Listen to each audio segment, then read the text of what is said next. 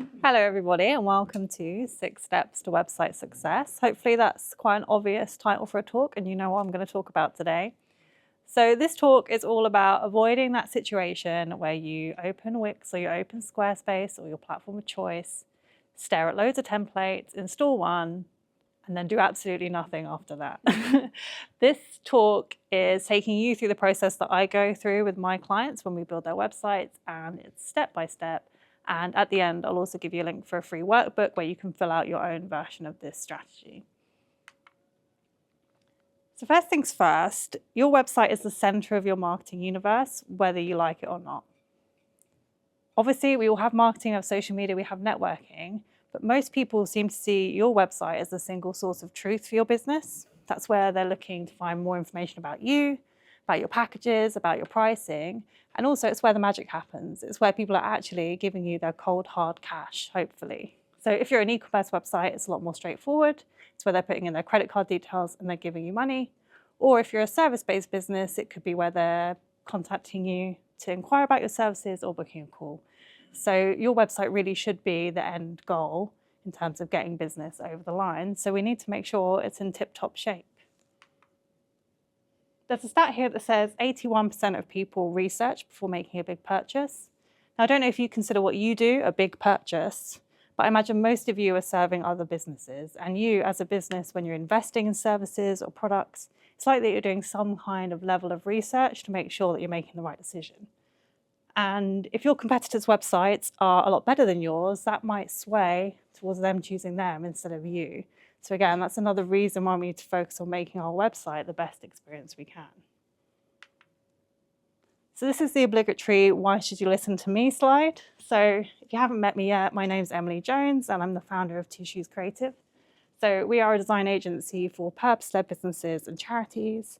We've been going for almost 5 years now, but before that I was contracting and freelancing design in many different guises across marketing, email, UX design, web design, branding. So I think I've got quite a well-rounded view of what works in terms of having a successful website. So let's jump straight into our steps. Step 1 should be obvious, but it is something that people sometimes miss out. Now, when we're starting anything, any project, we should have goals, because if we don't have goals, how do we know when we've won? So the first step in website success is setting goals. Broadly, this is the kind of thing you should be looking to achieve with your website.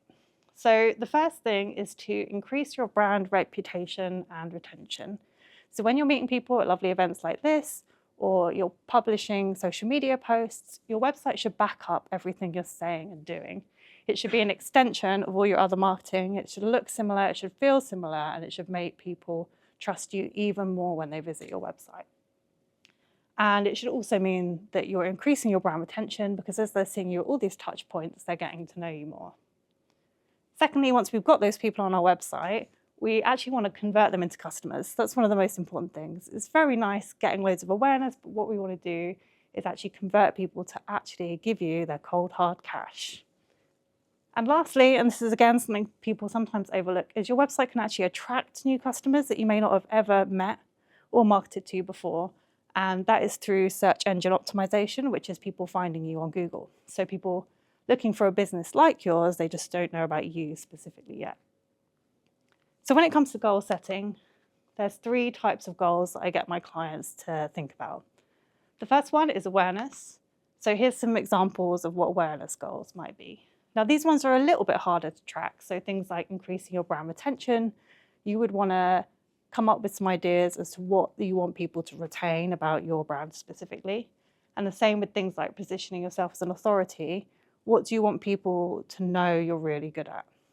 Now, there are some measurable goals that we can do in terms of websites, and that's things that you can track in your analytics. So for example, how many visitors you have on your website, how many page views you have, how long people are spending on your website. They can be really good to kind of track the awareness. And I know what you're thinking, how do I come up with this number? I've got a little calculation that you can do to work yourself backwards, so you don't just have to pluck something out of the air. So once we've got that awareness down, we then need to think about how we're generating leads on our website. So when it comes to lead generation, these are people that are kind of past the awareness phase and considering hiring you. And there's a few different ways that we can measure that. Getting newsletter subscribers is a really good way to kind of track lead generation. If people are kind enough to give you their email address, it means they're interested in you in some way. So having a goal of how many newsletter subscribers that you want to gain via your website can be a really good way to track your lead generation. But if you're a service-based business, it could be things like contact form fills, it could be consultation bookings, it could be freebie downloads, whatever works for you in your business. And again, if you're e-commerce, it's slightly more straightforward. It's how many people are actually adding things to a basket. So adding things, not necessarily checking out just yet. And lastly, sales. So to kind of work your way back from what we need in terms of awareness and lead generation, we need to know how much we're trying to sell. So here's a couple of examples, but make it work for you. It could be how many people you're booking on a service, how many products that you're selling. It could be a money-related goal, how much income you want. And from here, we can then work out what stats we need in terms of awareness and lead generation to get to our sales goals. So I don't know if you all look at your website stats, but there are stats to say that 2 to 5% of people who visit your website will convert. So that actually seems quite low. So when you go away afterwards and have a look at your analytics, if you're in that 2 to 5% of people who are actually taking action on your website, that's actually bang on average. If you do have an e-commerce business, unfortunately, it's a little bit lower because it's a more competitive market. So it's 1 to 4%. So that can help us calculate what our goals should be. So here's a really simple example for a service-based business. So say you need 5 sales a month, and you know that if you can get 10 people on the phone, that half of them are going to convert to customers. That means you want 10 people to book calls on your website a month. And if we're working on that kind of 2% success rate, we just need 500 visitors a month. So you can kind of work back there to find your goals. For e-commerce, it's even simpler. If you need to sell 50 products, you need 5,000 visitors to sell those 50 products at the lower end of that 1% conversion rate. We can get a little bit more complicated when it comes to things like money. So if you've kind of got an income goal and you have lots of different products, you can kind of work out what your average order value is and work it out from there. So if you know that people tend to spend £50, you know that you need 100 customers to reach your 5,000 income goal, which would be 10,000 visitors a month. Once you've kind of got a handle on what your stats are and you've started tracking them, you can then start playing around with improving some of it. So if you wanted more income, you could look at maybe getting more visitors to your site, or you could look at improving your conversion rate so that you can have the same amount of visitors, but more of them are converting. So the idea is just to kind of get to know your stats a bit, track them for an extended period of time, and then you can adjust your goals as you go. You'll find that you might have seasons in your business, so you need kind of at least a year of data to start making actionable steps for the next year of your business. But wait, it's not all about you. If we had a website that was just all about getting sales for your business, it likely wouldn't get any because it wouldn't be focusing on your customer. So what we need to do next is work out what your customers' goals are when they reach your website. Spoiler alert, it's not just to book a one-to-one consultation with you, probably. It's probably to get information about something. So people, when they're on a website, at least a business website, they're kind of doing 3 things. The first thing is to get information generally. They don't care who they're getting information for, they just want information about something.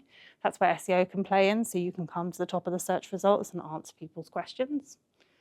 It's to get information about you specifically. That's a really good one. Maybe they've seen you around, they've seen your marketing, and they want to learn more about you.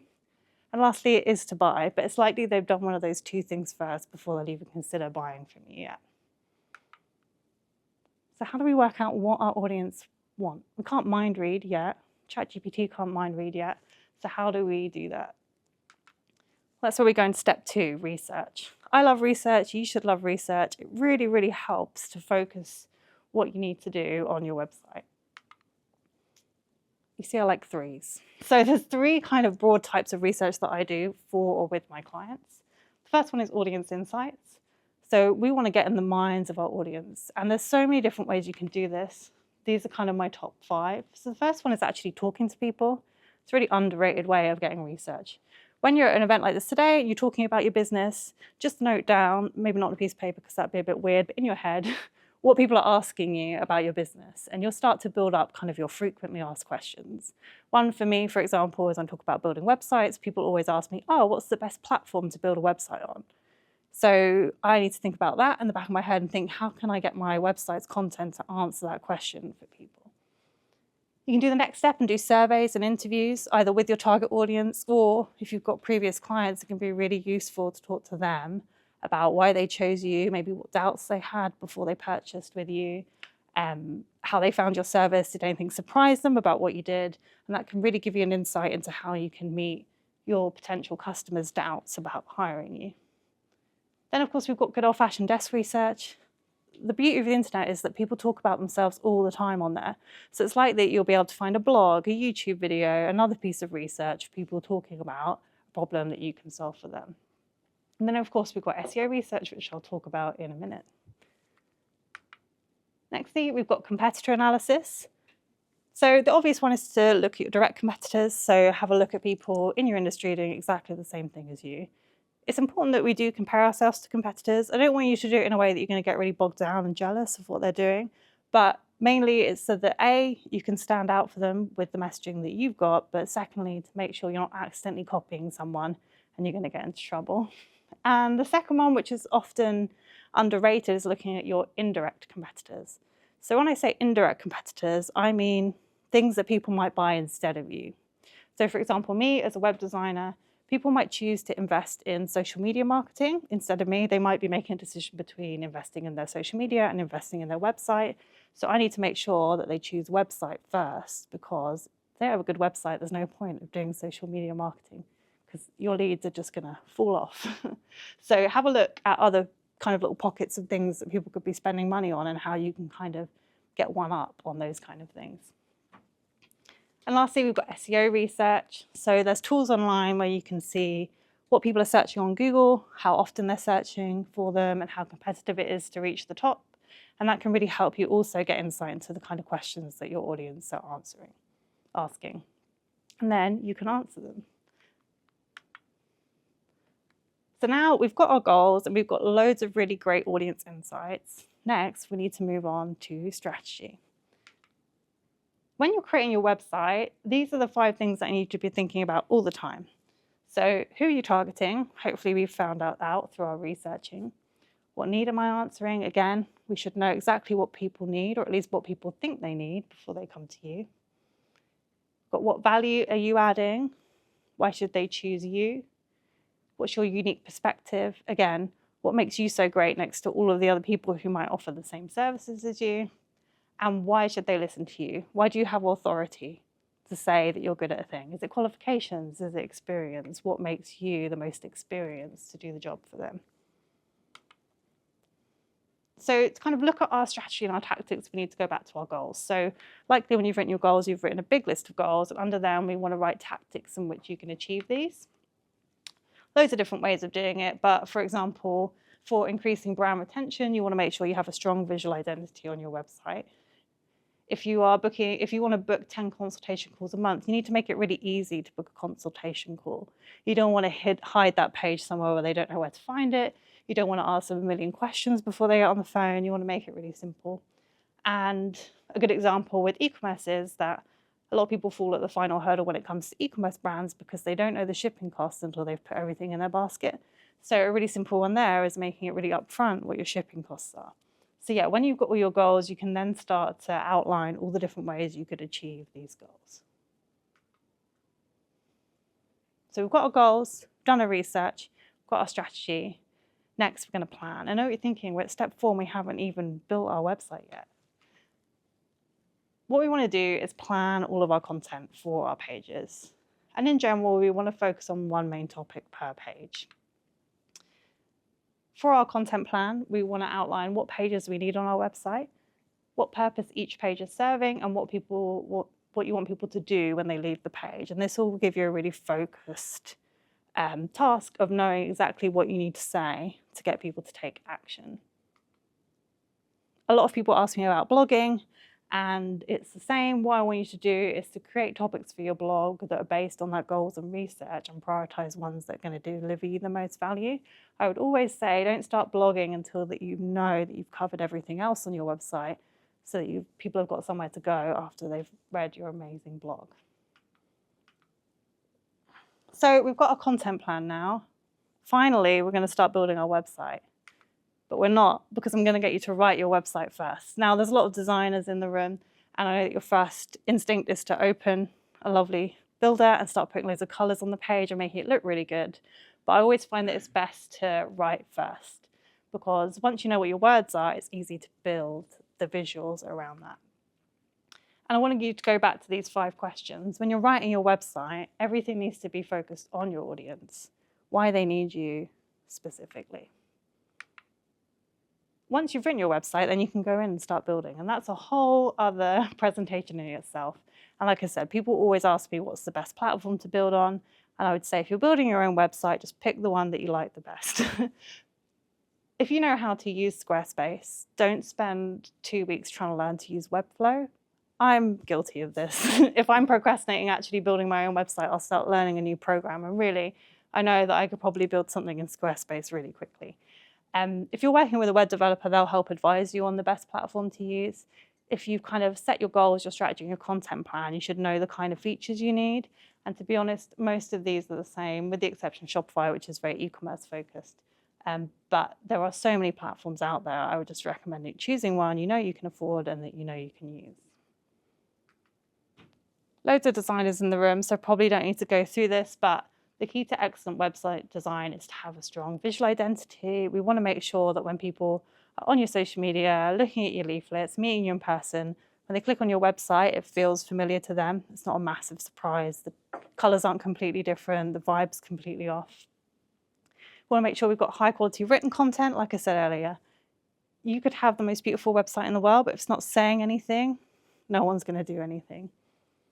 We want to make sure our customer journey is smooth. Like I said, when we were looking at our strategy, we want to make it easy to book a consultation call. We want to make it easy to book with you. We don't want them to fall off at the final hurdle because something isn't working. And of course, we need to optimize for SEO, for site speed, and for accessibility. This is slightly more technical, but basically we want to make sure that our page loads fast on desktop and mobile. People get bored really easily. And we want to make sure that we're meeting accessibility guidelines, not only because it's the law, but also we don't want to exclude anyone unnecessarily. We've done 5 steps and we've completed our website, but unfortunately, our website is never really done. You can't just build your website, run away for 2 years and expect it to work. Certain parts will, but what we want to do is make sure that we're always improving. And also, we need to know if we're meeting our goals, and to do that, we can monitor our progress. When you first launch your website, it's really good to get feedback from that audience that you did some research with earlier. If you can get feedback from your target audience, that's absolutely brilliant. Get them to do really specific tasks on your website. Ask them if they can book a call with you on your website. Ask them to investigate something about a certain service and report back to you what they've found out.